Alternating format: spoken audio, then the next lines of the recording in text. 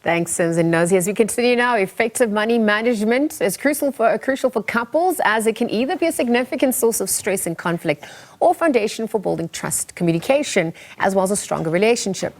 And so whilst couples are celebrating their love and relationships over Valentine's, we reflect on money management and just how, even in the most loving relationships, money disagreements can unfold. But joining us this morning is Kim Potgieter, author, speaker, and financial planner. She joins us to chat a little bit further. Kim, good morning, and thank you for making time to chat with us this morning. Morning. Thank you for having me about this really important topic. Well, absolutely. So as we dive in, perhaps you could speak to some of the more common money habits that can cause tensions in a relationship at large. Well, I'm sure you just have to think about your own. Some of us are spenders and others of us are very much investors and savers. Some of us think abundantly, others of us think with scarcity. And that's what happens with money. We've been brought up and we've experienced different things. We come into relationships with a completely different relationship with money compared to maybe our partner. And when that happens, we come in with different habits. And then unfortunately, what happens is we don't always do things the way we want each other to do it. Well, but you're absolutely right. And context is important. And I just wonder, from a psychological point of view, why do you think money is such a sensitive topic for couples? How can they start to have more open and more honest conversations about it as well? Well, it's a taboo topic. So we can talk about sex a lot easier than we talk about money. With money, what we've done is we've attached a whole lot of emotions to it. So you can just think, I always say, think about yourself. Where does money fit in your life? And I know for me, when I was a young girl, money was very much something my dad controlled us with. So I always had this idea that money could control people because I'd lived it firsthand. For my mom, it was very much that money was something that for her, she showed love. She wanted to just give us lots of money because that was going to show us all love. And I think that's what we all come into the world with, is this thing that money represents for us. And when we're in a partnership with somebody, in the beginning, we're all excited and opposites do attract. So we're coming completely differently to each other. And there's this topic called money that we feel is so taboo, so we don't bring it up. And guess what?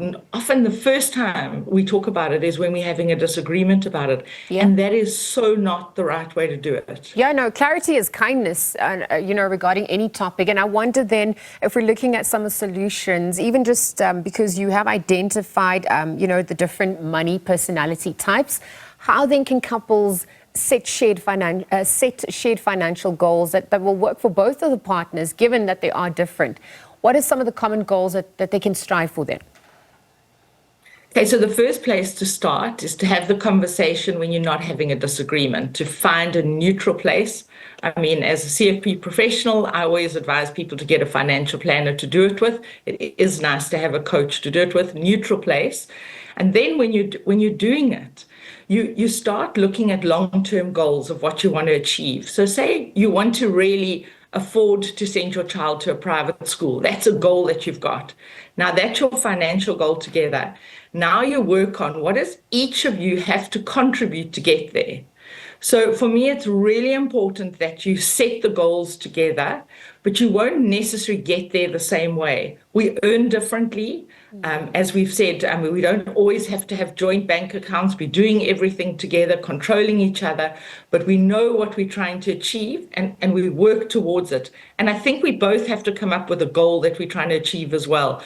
Where we go wrong is we say to one partner, you've got to do it this way. And the other one says, no, you must do it this way. And in the meantime, we're in this together. We got married, or we're in a partnership, we're living together, and we both want to achieve this. So very much it's around listening to each other, it's around having discussions, and then agreeing that you're both going to contribute to what you want to achieve. So avoiding conflicts, how can couples then who are just starting out have healthy financial conversations on a regular basis? How do they schedule that in, that check-in time then? Well, I do believe that if you are going and you're seeing somebody, a coach or a financial planner, and you both know that that's part of what you do as a couple, so you have a yearly review so that you know you're going to have that meeting, so you're working towards it, and also you have that conversation at the dinner table. I'm very much somebody who says, well, why not talk about money? Money is an enabler for everything. We've attached too many emotions to it.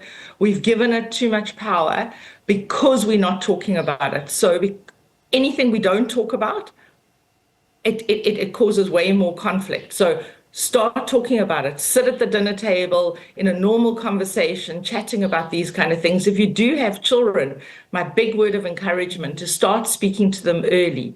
Children form their relationship like we all have with money by the age of 7, yet most of us think children aren't really need anything to do with money when they're younger, but they really do. They need to understand, and they're listening to us.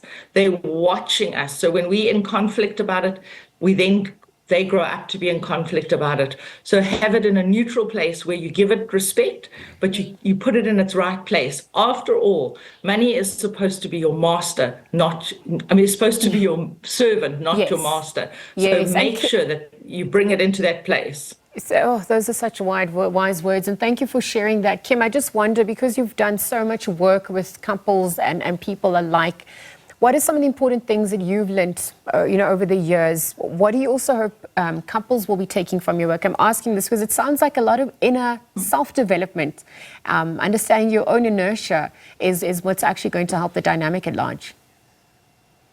So for me, the biggest thing that I can encourage people is to be curious about where their relationship with money came from. Because what I do see is when I work with couples, they already come in with a relationship with money, but they're not curious to know where it came from.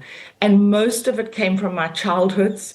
And the part is it's unconscious. We're not even aware of it. We haven't thought about, like I always ask this question, what was your first memory with money?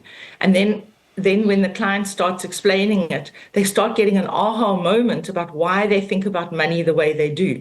Because most of us don't even understand where it came from. So when I work with couples, that's the first place I start, is for them to be curious about what their relationship is and where it came from. And I really do encourage people listening today to think about their own.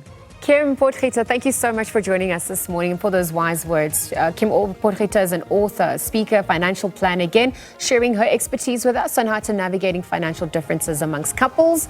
Again, as we leave that conversation there,